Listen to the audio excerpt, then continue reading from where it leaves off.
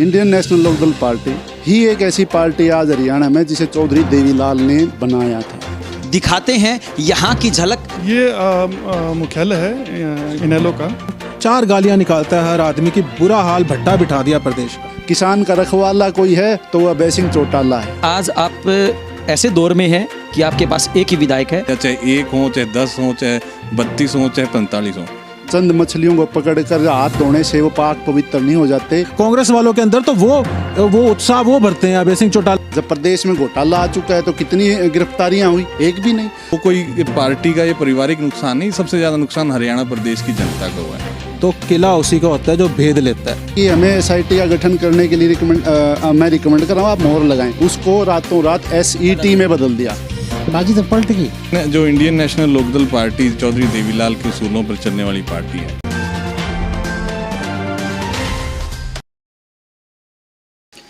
दोस्तों नमस्कार, मैं हूं अजय लोहान और आप देख रहे हैं बिंदास हरियाणा।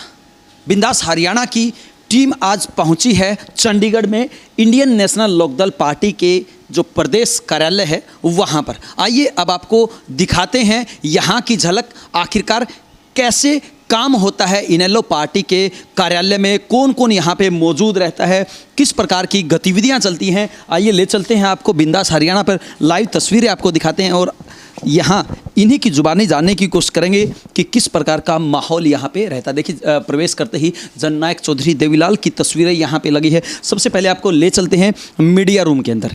ये इंडियन नेशनल लोकदल पार्टी का मीडिया का कार्यालय है और यहाँ पे आप देख सकते हो कि मीडिया से जगत से जुड़े हुए जो साथी हैं वो यहाँ पे मौजूद है, जो इंडियन नेशनल लोकदल पार्टी का काम देखते हैं। सर सबसे पहले बिंदास हरियाणा में स्वागत है आपका। धन्यवाद जी। एक बार हमारे दर्शकों को आपका परिचय बताइए। आप किस पद पे काम करते हैं और कब से काम करते हैं? मेरा नाम राकेश सिहाग है और मैं इनेलो का मीडिया कोऑर्डिनेटर हूँ। राकेश जी, कितने लंबे समय से आप इंडियन नेशनल लोकदल पार्टी के काम को देख रहे हैं? मुझे अभी 2 महीने हुए हैं ज्वाइन किए हुए। 2 महीने। इसका मतलब ये हुआ कि काफ़ी सारी जिम्मेवारियां आपके ऊपर है। जी जी जी। जो मीडिया की है वो सारी जिम्मेवारी। जी जी। अगर हम यहाँ पे कार्यालय की बात करें तो और कौन कौन से साथी हैं जो आपके साथ यहाँ पे इंडियन नेशनल लोकदल पार्टी में जान फूकने का काम करते हैं? एक बार हम इन्हीं की जुबानी जानने की कोशिश करेंगे। राकेश जी, एक एक करके हमें बताते चलिए कि आखिरकार इस पूरे कार्यालय में चंडीगढ़ का जो हेड ऑफिस है वहाँ पे किस प्रकार के काम होते हैं, कौन कौन मुख्य रूप से भूमिका निभाते हैं? ये मुख्यालय है इनेलो का। यहाँ पे हमारे नक्षत्र जी मल्हान जी हैं जो सेक्रेटरी हैं, वो सारा देखते हैं यहाँ पे। ये हमारा मीडिया का रूम था जैसे आपने देखा। अभी जो रूम हमने दिखाया मीडिया का रूम है। ये हमारे सेक्रेटरी साहब हैं ऑफिस के। जी, ऑफिस के सेक्रेटरी साहब। सर बिंदास हरियाणा में स्वागत है आपका। बिंदास टीम का मैं बहुत बहुत स्वागत करता हूँ और आप लोगों से आग्रह करता हूँ कि हमारा अपने बैठने का कक्ष पीछे है, वहाँ जाकर बैठो, आपका चाय पानी की सेवा करेंगे आपके। चाय पानी के अलावा हम कवरेज करेंगे, साथ में दिखाएंगे कि आखिरकार किस प्रकार से काम चल रहा है। Welcome welcome, you are welcome. आप जहाँ भी देखो पूरा अपने सर्वे करो, हमारे ऑफिस का क्या कमी पेशी वो ही हमें बता। कितने साल से आप काम करते हैं? मेरे को यहाँ पे 13 साल हो गए। 13 साल। मैं 2006 में आया था। 2006 में? हाँ, यहाँ तो लगातार कंटिन्यू। आपने उतार चढ़ाव बहुत सारे देखे? बहुत उतार जिंदगी में बहुत देखे, सियासी तौर पर बहुत देखे हैं। अब तक चल ही रहे हैं उतार चढ़ाव तो अब तक। तो क्या एक बार फिर कहीं ना कहीं बाजी पलटेगी? बाजी तो पलट गई, बस अब तो फिर थोड़ा उसका रिजल्ट आना बाकी। बाजी में कोई कमी नहीं है। कोई कमी नहीं है। देखिए हौसला, भले ही उम्र बहुत ज़्यादा हो गई हो लेकिन उसके बावजूद भी चेहरे की जो खुशी है, चेहरे की जो स्माइल है और चेहरे का जो हौसला है वो अपने आप में बहुत कुछ बयां करता है कि वास्तव में समय बदलने वाला है, अच्छे दिन आने वाले हैं, ऐसा इनका कहना है। हम एक एक करके सभी प्रवक्ताओं के पास चलते हैं और इन्हीं की जुबानी जानने की कोशिश करेंगे कि आखिरकार किस प्रकार का अभी फिलहाल का सियासी पारा इनेलो पार्टी में चल रहा है। सबसे पहले बिंदास हरियाणा में आपका स्वागत। धन्यवाद जी। जय जी। सर एक बार अपना परिचय दीजिए पद के साथ। मेरा नाम अमनदीप केसरी है और मैं इंडियन नेशनल लोकदल का प्रदेश प्रवक्ता हूँ। अमनदीप जी, काफ़ी समस्याएं आपके सामने हैं या ये कहें कि काफ़ी चुनौतियां का सामना आपको करना पड़ रहा है, कैसे पार पाते हैं आप? क्योंकि एक दौर था जब इनेलो का हर जगह पे दबदबा होता था, सरकार भी थी और साथ में कहीं ना कहीं विधायक भी बहुत ज़्यादा संख्या में रहते थे, लेकिन आज मात्र एक पे आके सिमट गए। जी। देखिए अजय जी, सबसे पहले मैं आपको ये कहना चाहूँगा कि ये अगर आप संख्या के लिहाज से इंडियन नेशनल लोकदल पार्टी को आंकते हैं तो शायद कहीं ना कहीं आपको लगता होगा कि वो एक होगा, लेकिन जो Indian National Lokdal party Chaudhary Devilal के उसूलों पर चलने वाली पार्टी है, उसका विधायक मात्र से कभी भी संबंध नहीं रहा। हम संख्या पे कभी नहीं रहे। हमारी 9 भी संख्या आई और फिर 32 भी आई। हमारी 2009 में लोकसभा के चुनाव में हम एक भी सीट इस भाजपा सरकार के साथ, भाजपा उस टाइम हमारे से एक भी सीट नहीं जीत पाए थे, लेकिन 4 महीने बाद हमने 32 विधानसभा सीटें जीत के आए, जिसके अंदर सरकार के मंत्री तक भी हारे। आपके सामने गवाह हैं, उच्चाणा के हल्के और हरियाणा के अंदर। तो और ये केवल एक बारी की बात नहीं है। आप इंडियन नेशनल लोकदल के इतिहास को उठाइए, मेरी तो उतनी उम्र भी नहीं, अगर 50 साल पुराने चौधरी देवीलाल के इतिहास को आप उठाएंगे, चौधरी देवीलाल का भी यही इतिहास रहा है। वो उस कांग्रेस, जिस दिन उन्होंने पार्टी की शुरुआत की थी, वो खुद विधायक भी नहीं थे, वो एकमात्र कार्यकर्ता थे। लेकिन हमारी पार्टी अमनदीप जी, अगर हम उतार चढ़ाव की बात देखें तो कहीं ना कहीं हम ये कहें कि गिरावट ही देखने को मिल रही है। चाहे आपने जिक्र किया 32 की बात हो या फिर 9 की बात हो, और उसके बाद फिर 1 पे आके सिमट। देखिए, मैं फिर से आपको ये कहूँगा कि संख्या के लिहाज में आप जरूर गिरावट देखेंगे, कि संख्या के लिहाज में गिरावट है। लेकिन इंडियन नेशनल लोकदल पार्टी का जो जन्म हुआ है, वो हरियाणा के हितों की बात करने के लिए, खासकर किसान और कमेरे वर्ग की बात करने के लिए। उसमें आप मेरे एक बात से ज़रूर सहमत होंगे कि उसकी आवाज़ को हमने आज तक दबने नहीं दिया, चाहे 1 हो, चाहे 10 हो, चाहे 32 हो, चाहे 45 हो। तो हमारा जो मेन उद्देश्य पार्टी का है, किसान हितैषी और हरियाणा हितैषी पार्टी, और हमारे अपने वर्ग की आवाज़ उठाने के लिए, तो उस चीज़ के लिए हम कभी पीछे नहीं रहेंगे। आप संख्या में ज़रूर हमें कम ज़्यादा आंकते लिए, इसलिए मैं आपको कह रहा हूँ कि हमारा ये उतार चढ़ाव नहीं है। हम और ज़्यादा मजबूती से, जितना हमें ऐसी ताकतें, ऐसी पूंजीपति व्यवस्थाएं तंग करेंगे, हम और ज़्यादा मजबूती के साथ उभरेंगे और ज़्यादा मजबूती से किसान और कमेरे की आवाज़ उठाएंगे। कितने समय से आप जुड़े हुए हैं पार्टी? मैं आपको अजय जी बताना चाहूँगा कि मैं अगर जो मेरे व्यक्तित्व की बात करें तो मैं जिस दिन पैदा हुआ था उस दिन भी मेरे पिताजी हैं जो पार्टी के जिला अध्यक्ष थे। तो मैं तो क्या, जो मेरे परदादा के समय से चौधरी देवीलाल के साथी रहे हैं, तब से पार्टी के जुड़े। हम तो पैदा ही लोकदल परिवार में हो, तो इस वजह से हमें पता है ये उतार चढ़ाव हमारे परिवार में हमें ये सीखने को मिला है। और ये परिवार की अगर हम बात करें, अमनदीप जी, आपने परिवार को बिखरते देखा है, क्या जुड़ने का भी कोई आगे मन हो सकता है? देखिए अजय जी, अगर आप हमारी पार्टी के पूरे संगठन को ध्यान से पढ़ेंगे, हमारे सुप्रीमो चौधरी ओम प्रकाश चौटाला जी के कई बार इस बात पर इंटरव्यू आए हैं। पहली बात, वो राजनीति को खासकर चौधरी देवीलाल के समय से वो परिवार के हिसाब से नहीं देखते। मैं आपको उदाहरण के साथ बताऊं कि चाहे उसमें चौधरी ओम प्रकाश चौटाला हों, तो उन्होंने भी एज अ वर्कर, और कई बार तो जो पार्टी के बड़े लीडर उनसे बड़े ओहदों पे रहे हैं, और उनके चौधरी देवीलाल के खुद के अपने लड़के नीचे रहे। इसी तरह चौधरी ओम प्रकाश चौटाला जी ने काम किया। तो मैं ये कहूँगा कि परिवार, इंडियन नेशनल लोकदल परिवार तो एक ही है। अब पारिवारिक, किसी की पारिवारिक लड़ाई है, वो हरियाणा में हर जगह है, वो मेरे भी परिवार में होगी, आपके भी परिवार में भी होगी। तो उसको हम राजनीति के हिसाब से नहीं देख सकते, और ना ही उसको हम यहाँ लोकतांत्रिक व्यवस्था में यहाँ पे ला सकते हैं। कि अमनदीप जी, जो हरियाणा की जनता है, जो चौधरी देवीलाल में विश्वास रखती थी, लेकिन उसके बाद जब ये जेजेपी इसका दूसरा रूप बना, तो कहीं ना कहीं लोगों को मायूसी तो हुई थी, काफ़ी सारी उनके सामने टेंशन थी कि इधर जाएं या उधर जाएं। तो उस लिहाज से अगर हम बात करें तो क्या आपको नहीं लगता कि आपके भी मन में कभी पीड़ा हुई? देखिए, मैं ये समझता हूँ कि इस बारे में चौधरी ओम प्रकाश चौटाला ने बड़े विस्तार से आप सभी पत्रकार भाइयों के सामने बात रखी कि उनसे कुछ गलतियाँ संगठन में हुई, जिसका खामियाजा वर्करों को भुगतना पड़ा। तो मैं उस चीज़ पे पूरा फिर से नहीं जाना चाहूँगा, आपका समय भी नहीं ख़राब करूँगा और आपके दर्शकों का भी नहीं, कि कहीं ना कहीं जो गलतियाँ उन्होंने, वो ये इतना तक कह चुके हैं कि जो गलतियाँ हुई हैं वो उन संगठन के तौर पर हुई हैं, और उनको वो फिर से हम दोहराना नहीं चाहेंगे। और जिन्होंने की है वो जनता के सामने है। जो नुकसान हुआ है वो केवल वो कोई पार्टी का या पारिवारिक नुकसान नहीं, सबसे ज़्यादा नुकसान हरियाणा प्रदेश की जनता का हुआ है, और ख़ासकर किसान और कमेरे वर्ग का हुआ, जिसकी उम्मीदें थी, जो भारतीय जनता पार्टी की तानाशाही नीतियों से परेशान हो चुका था, उनकी उम्मीदों पर पानी फिरा, कहीं ना कहीं उनके साथ धोखा हुआ है।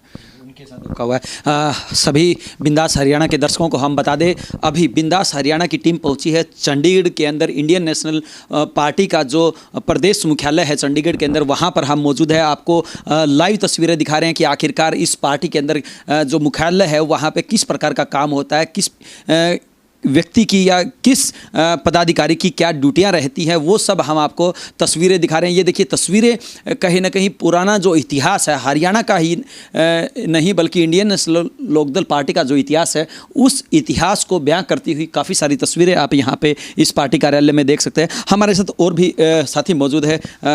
सर, सबसे पहले आपका नाम और आपका पद और थोड़ा परिचय। संदीप गोयत प्रवक्ता हूँ मैं, चौधरी देवीलाल की बनाई हुई पार्टी इंडियन नेशनल लोकदल का। सिपाही हूँ चौधरी ओम प्रकाश चौटाला जी का, और नीतियों का बखान करते हैं भाई अभय सिंह चौटाला जी के आशीर्वाद से। मैं प्रवक्ता के साथ साथ Punjab and Haryana high court में वकील भी हूँ, और विभिन्न तौर तरीक़ों से आम जनमानस की आवाज़ को केसेस के माध्यम से भी जनता मैं वो रखता हूँ और उनको मजबूती दिलाने का काम करता हूँ। संदीप गोयल जी, आपने अभी बताया कि आप सिपाही हैं, लेकिन आपका जो चीफ है वो अकेला रह गया, और क्या जो सेना है वो बढ़ी? देखिए, मनोबल ऊंचा होना चाहिए, हौसलों में उड़ान होनी चाहिए। एक विधायक की अगर आप बात करते हैं, मैं आपको एक बड़ा महत्वपूर्ण तथ्य बताता हूँ। 1991 में भारतीय जनता पार्टी का केवल एक विधायक था, और वो विधायक भी दूसरी पार्टी छोड़कर आए थे, तब भाजपा का एक विधायक बना था। 1987 के आसपास के इतिहास की बात दोहराएं तो कांग्रेस पार्टी 4 ही थी, 4 विधायक बने थे इनके, और उसके बाद भी कांग्रेस पार्टी ने 15-16 साल राज किया।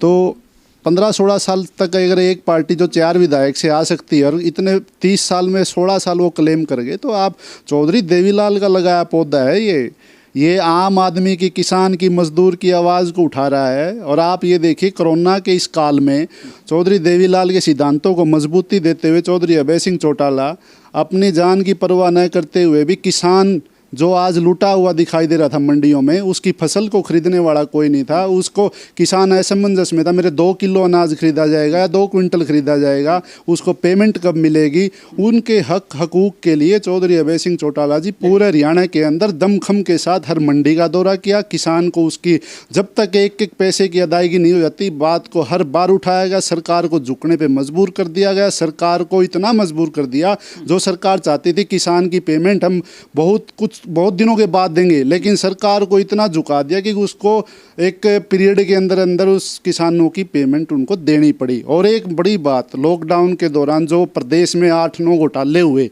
बड़े घोटाले मैं कहता हूँ, लॉकडाउन के अंदर शराब का घोटाला हुआ, आपका दान का चावल का घोटाला हुआ, आपका ताज़ा रजिस्ट्री घोटाला हुआ, इन सभी घोटालों को आप ये देखिए कि चौधरी अभय सिंह चौटाला जी ने ही आवाज़ उठाई, उन्होंने ही पब्लिक के सामने रखा। सबसे पहले चौधरी अभय सिंह चौटाला जी ही लेकर आए। अब सरकार इस भ्रष्टाचार की नदी को बहाकर चंद मछलियों को पकड़कर इस संदीप गोयल जी, आपने बहुत सारे अहम पहलू छुए हैं, या वो घोटालों की बात हो या फिर कोरोना काल में जनता के बीच जाने की बात हो, लेकिन आपको क्या लगता है उनका परिणाम कुछ निकला? क्योंकि आरोप उसके बावजूद भी यही लगे कि राजनीति की जा रही है। देखिए, मैं आपको फिर वही बात दोहराता हूँ, इंडियन नेशनल लोकदल पार्टी ही एक ऐसी पार्टी आज हरियाणा में जिसे चौधरी देवीलाल ने बनाया था, और उन्हीं के सिद्धांतों पर चलते हुए आज भी अगर आप इस एक लोक लाज से चलता है जो सिद्धांत है,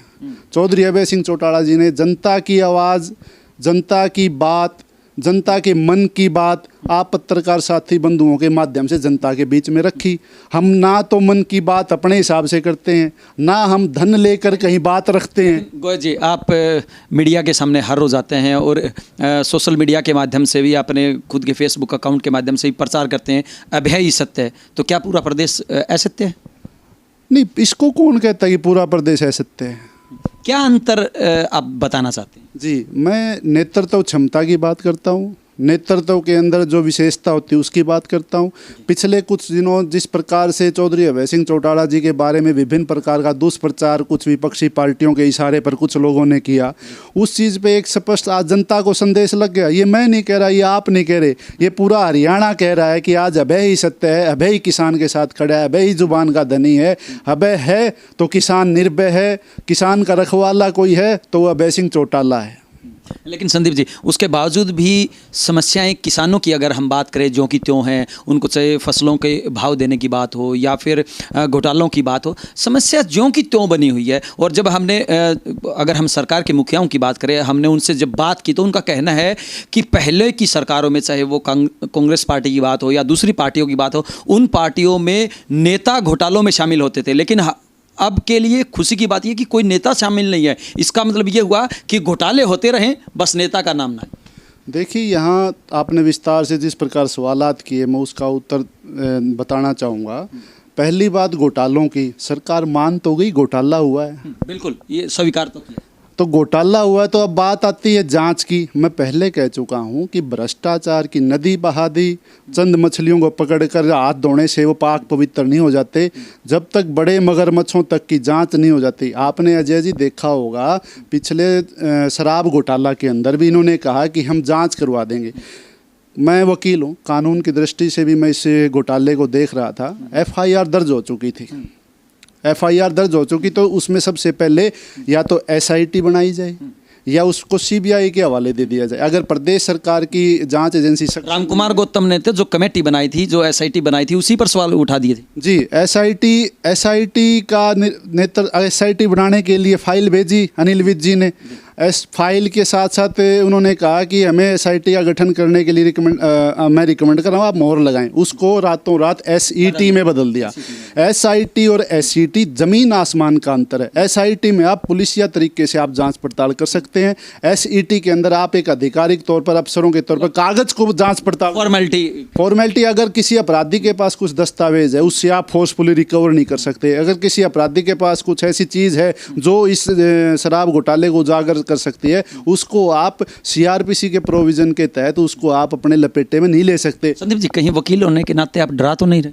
नहीं, डराने की बात नहीं है। अगर लोकतंत्र के खूबी है, लोकतंत्र में कहा गया है कि भाई कानून का ज्ञान सभी को है, तो आम हरियाणवी को भी पता है इस बात का कि अगर मेरे पास कोई चोरी का माल है तो केवल पुलिस ही रिकवर करा सकती है। एक लोकल को डॉक्टर या फिर वेटरनरी सर्जन या फिर कोई आपका SDM मेरे से रिकवरी नहीं करा सकता। और बड़ी बात, तालमेल देखिए दोनों एजेंसीज के अंदर, पुलिसिया तौर पर भी इसका तालमेल नहीं रहा। विभाग होम मिनिस्ट्री मांग रही है और आपका एक्साइज डिपार्टमेंट मांग रहा है, होम डिपार्टमेंट और एक्साइज डिपार्टमेंट के बीच में तालमेल की कमी, वो उसको सप्लाई नहीं करता डॉक्यूमेंट, और निकला क्या? कुछ भी नहीं, जीरो। वही डाक के 3 पात। और दान घोटाला में जहां ACS PK दास जी ने कह दिया था कि लगभग 90 करोड़ का घोटाला हुआ है, आज कौन पकड़ा गया? जब प्रदेश में घोटाला आ चुका है तो कितनी गिरफ्तारियां हुई? एक भी नहीं। यही मैं कह रहा हूं कि अंदाज प्रवक्ता, इनेलो पार्टी के प्रवक्ताओं ने सरकार को कहें या JJP को कहें, घेरने की पूरी कोशिश की है और अपनी तरफ से कोशिश लगातार जारी है। हमारे साथ और भी प्रवक्ता मौजूद है, उन्हीं की जुबानी जानने की कोशिश करें। सर, सबसे पहले बिंदास हरियाणा के दर्शकों को एक बार अपना परिचय दें। नमस्कार, बहुत बहुत आपका। मेरा नाम रजत पंजेटा, प्रदेश प्रवक्ता इनेलो पार्टी।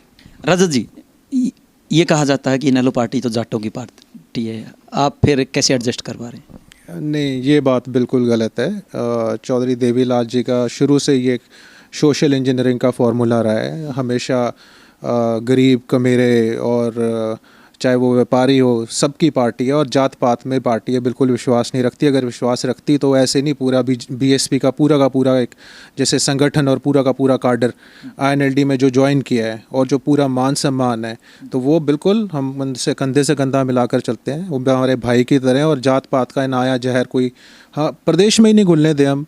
बाकी तो आप बात छोड़ो, हम उनकी लड़ाई उनसे पहले लड़ने के लिए हर लोग दली। तो यहाँ जात पात का तो ये जहर प्रदेश में अब हम घुलने ही नहीं देंगे। कितने साल से हैं आप पार्टी के? जी, सन 71 से, जबकि ये पार्टी बनी 77 में, सन 71 से मेरे दादाजी चौधरी राम स्वरूप खरकाली इस पार्टी के साथ जुड़े थे। मेरी ये 3री पीढ़ी है और कोशिश करेंगे जी आगे भी ऐसे ही चलता रहे। आपके दादा के समय तो पार्टी ने बहुत ज़्यादा विकास किया था, लेकिन रजत जी, आपके अंदर कहीं ना कहीं ऐसी क्या कमी ही मैं कहूँगा कि आप पार्टी को दादा की ऊंचाइयों पर नहीं लेके जा सके? आपने जो बहुत बढ़िया सवाल किया, आपने कहा पार्टी ने बहुत विकास किया, तो मैं आपको ये बात बताना चाहता हूँ कि आपका ये कहना गलत है कि पार्टी ने कोई बाद में विकास नहीं किया।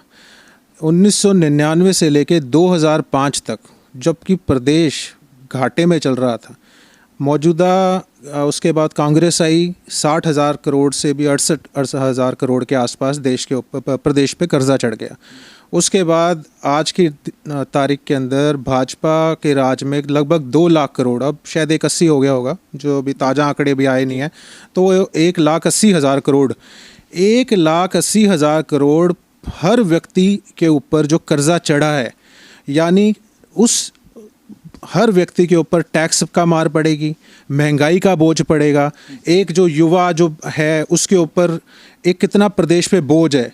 और जब लोकदल का राज था, जब चौधरी ओम प्रकाश चौटाला जी मुख्यमंत्री थे, तो बेस्ट इंडिया के अंदर एडमिनिस्ट्रेटर जो पूरा एक जो राज चला है, उनको नबार्ड तक जो एजेंसी है, सेंट्रल एजेंसी, उस तक से रूरल डेवलपमेंट बैंक थी, उसको भी अवार्ड मिला कि ये जी बेस्ट वर्किंग हुई है। और प्रदेश के ऊपर ना पहले से पहले कर्जा था ना वो उतारा, और प्रदेश को जो हम सरप्लस में लाके छोड़ा। रजत जी, अगर हम पार्टी के कार्यों की बात करें या गतिविधियों की बात करें, जिस प्रकार से आप पार्टी कार्यालय के अंदर रहते हैं, एक बार हमारे दर्शकों को वो बताएं कि पूरा दिन आप करते क्या है, किस प्रकार से अपनी पार्टी की और दूसरी पार्टियों में कमियां देखते हैं, खूबियां करते हैं, प्रचार करते हैं, एक बार उस पर थोड़ा सा प्रकाश जरूर डालें। देखिए जी, यहाँ पार्टी की जो वर्किंग है, हम लोग यहाँ सुबह आते हैं, सबके अखबार पढ़े हैं, अखबार आप देख सकते हैं, अखबार वगैरह पढ़ते हैं, और बात कमियां निकालने की नहीं होती कि जानबूझ के किसी में कमी ढूंढनी है। बात ये होती है कि प्रदेश की जनता कहाँ कहाँ पे तंग है, महंगाई से, युवा बेरोजगारी से, किसका बजट ठीक है। आप हमारा इंटरव्यू के साथ साथ प्रदेश में किसी के घर घंटी मार के जाइए, आप बोलिए कि आप खुश हैं सरकार से, कि आपका बजट घर का ठीक चल रहा है। सिलेंडर से सब्सिडी ख़त्म कर दी, तेल इतना महंगा कर दिया, बेरोजगारी की दर, अर्थव्यवस्था 1961 पे चली गई, बेरोजगारी के ऊपर नंबर 1 है हरियाणा। तो बुरा हाल है प्रदेश का। आप ये मत सोचिए कि आप एक बात बताइए, आज आप यहाँ आए हैं, आप जब पेट्रोल पंप से निकलते हो, जब तेल डलाते हो 80 रुपये लीटर, तो खुश होकर निकलते हो। 4 गालियाँ निकालता है हर आदमी की, बुरा हाल भट्टा बिठा दिया प्रदेश का। लेकिन सरकार तो कहती है कि जो कांग्रेस के राज्य हैं, ये कहें कि कांग्रेस पार्टी की जहाँ पे सरकार है, उनसे तो हमारे रेट कम है। ये क्या बात हुई कि ये तुलना क्यों करते हो कि कांग्रेस से कम है या इससे कम है? आप प्रदेश की जनता को क्या फ़ायदा पहुंचा सकते हो? कर्जा ना चढ़ा होता प्रदेश के ऊपर तो एक्साइज हटा देते, टोल टैक्स कम कर देते, प्रदेश की जनता को फ़ायदा पहुंचाओ। ये तेल डीजल, टोल टैक्स पे आपने एक बात याद दिलाई है, मैं बात पूरी कर लूँ। ये जो तेल इतना महंगा है, आज की डेट के अंदर तेल किसान सबसे ज़्यादा इस्तेमाल करता है। डीजल की जो मैं बात करूँ, और उसकी ये कहते हैं कि उसकी 2022 तक आमदन दुगनी कर देंगे। आमदन कहाँ से दुगनी कर देंगे? लागत दुगनी से तिगनी हो रही है, खाद के रेट बढ़ रहे हैं, खाद से सब्सिडी हटा दी। आप बजट देखिए पिछला, खाद से सब्सिडी हटाई है सेंट्रल गवर्नमेंट के अंदर, बजाय किसानों को सहारा लगाने के लिए अभी ऑर्डिनेंस पास कर दिया। एक तो ये, जब तक इनेलो की पार्टी है, एमएसपी तो किसानों को मिलेगी जब तक चौधरी अभय सिंह चौटाला हैं। एमएसपी छोड़ो, आपको 1.5 गुना मुनाफे के साथ किसान के साथ खड़े हैं।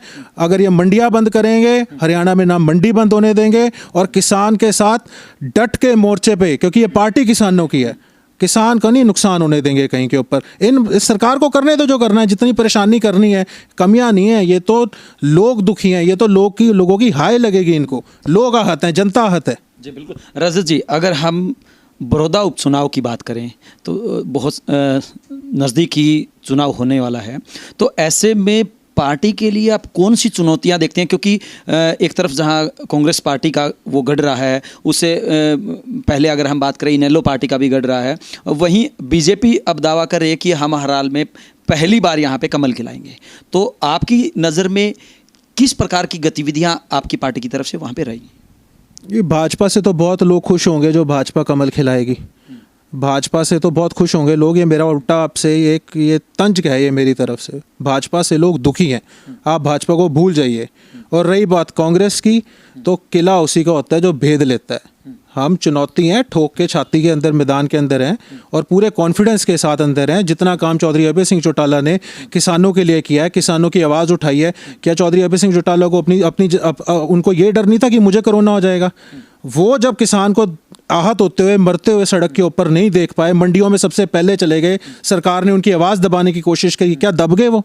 रजत जी, 4 बंदे ऑफिस में बैठकर पूरे प्रदेश के माहौल को बदलने की बात करते हैं, तो क्या ऐसा सिर्फ सोशल मीडिया के माध्यम से हो पाएगा? आपको लगता है ये 4 बंदे बदलेंगे? मैंने आपको बार बार कहा है, हर घर में जाके इंटरव्यू लो, हर घर दुखी है, कोई खुश नहीं है इनके राज से।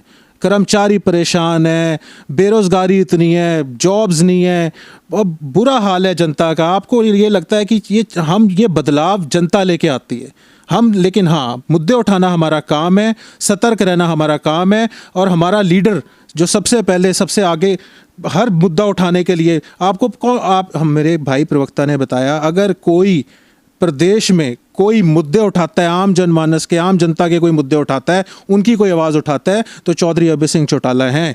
इंडिया जी एक बात और अगर हम करें, क्योंकि जब सरकार में होते हैं या राज में होते हैं तो निश्चित रूप से प्रवक्ता बहुत खुश होते हैं प्रश्नों के उत्तर देके, लेकिन आज आप ऐसे दौर में हैं कि आपके पास एक ही विधायक है और कहीं ना कहीं सरकार में आपकी भागीदारी ना के बराबर है। सरकार में तो आप हैं ही नहीं, लेकिन विधायक के नाते भी विधानसभा में आपकी एक ही विधायक के रूप में भागीदारी है। तो ऐसे में आपको क्या लगता है कि आने वाले समय में एक बार फिर उभार आएगा? 101% उभार आएगा। आप भी यहीं हो, मैं भी यहीं हूँ, उभार आएगा। इंडियन नेशनल लोकदल पार्टी की सरकार 101% बने। जी, मैंने ये बात इसलिए पूछी है, हर रोज मीडिया के लोग आपसे इस तरह के सवाल पूछते होंगे, आपको चुभते नहीं हो? नहीं, हमें तो चुभते नहीं, हमें तो बहुत अच्छा लगता है कि बल्कि सारा टाइम इनेलो की जब बात होती है, चौधरी अभय सिंह चौटाला जी दिखाई देते हैं जनता के बीच में। सड़कों पर अगर कोई इंसान जनता की लड़ाई लड़ रहा है तो चौधरी अभय सिंह चौटाला है। जनता की, किसान की, कोई मजदूर की लड़ाई लड़ रहा है, चौधरी अभय सिंह चौटाला है। अगर कोई नजर आ रहा है तो चौधरी अभय सिंह चौटाला है। इसमें क्या, हमारे लिए तो एक गर्व की बात है। अब ये आपको लगता है ये पार्टी ऐसी है जो किसी से डरेगी या दब के बैठने वालों में से है? हमें तो मज़ा आता है। हमें तो ये देखो, मैं आपको बताता हूँ, इंडियन नेशनल लोकदल पार्टी जो है ना, उसकी जो वर्किंग का तरीका है, वो फील्ड का तरीका है। वो 24 घंटे जनता के बीच में रहते हैं, मुद्दे उठाते हैं। एसी के कमरों में बैठ के नहीं कि मीडिया के सामने बयान दे दिया या एक प्रेस नोट पढ़ दिया या फिर अपना एसी कमरों में बैठे हैं, या अभय सिंह जी ने मुद्दा उठा लिया तो उनकी मजबूरी बन जाती है कि यार हम भी मुद्दा उठाएं। देखो अभय सिंह जी मुद्दे उठाते हैं सारे के सारे, तो उनको देख देख के कांग्रेस वालों के अंदर तो वो उत्साह वो भरते हैं अभय सिंह चौटाला कि भाई तुम भी फील्ड में आओ, वरना दिखते ही चौधरी अभय सिंह चौटाला है। जी बिल्कुल। देखिए, ये यहाँ के प्रवक्ता हैं और साथ में जो यहाँ पार्टी का काम देखते हैं वो सब लोग यहाँ पर मौजूद है। लेकिन आप मेरे साथ यहाँ पे इस पार्टी कार्यालय में आप देख सकते हैं कि जहाँ कहीं भी तस्वीरें अगर आपको नज़र आती है तो वो चाहे वो चौधरी देवीलाल की बात हो या फिर ओम प्रकाश चौटाला की बात, वो सब चेहरे आपको यहाँ पे नजर आएंगे। और कहीं ना कहीं हरियाणा का जो पुराना इतिहास रहा है, जिसको वास्तव में हरियाली के नाम से जिस प्रदेश को जाना जाता था, खुशहाली के नाम से जिस प्रदेश को जाना जाता था, और वही लोगों की भीड़ यहाँ इस पार्टी कार्यालय में जीती जागती एक तस्वीरों के रूप में आपको नजर आती है। बने रहिए बिंदास हरियाणा के साथ, आपको हम दूसरे कार्यालयों में भी लेके चलेंगे और यहाँ की जो गतिविधियाँ हैं, यहाँ के जो प्रवक्ताओं की जो बातें हैं, यहाँ के प्रवक्ताओं के जो तथ्य हैं, उसके आधार पे और दूसरी पार्टियों के तथ्यों के आधार पे हम आपको बताएंगे, दिखाएंगे और सुनाएंगे उन्हीं की जुबानी कि आखिरकार इंडियन नेशनल लोकदल पार्टी और साथ में दूसरी पार्टियों के अंदर क्या फ़र्क है। हालांकि इसका कितना परिणाम बड़ौदा उपचुनाव में या आने वाले हरियाणा की राजनीति में रहेगा, ये तो आने वाला समय ही बताएगा। वीडियो जर्नलिस्ट अमित कुमार के साथ अजय लोहान, बिंदास हरियाणा।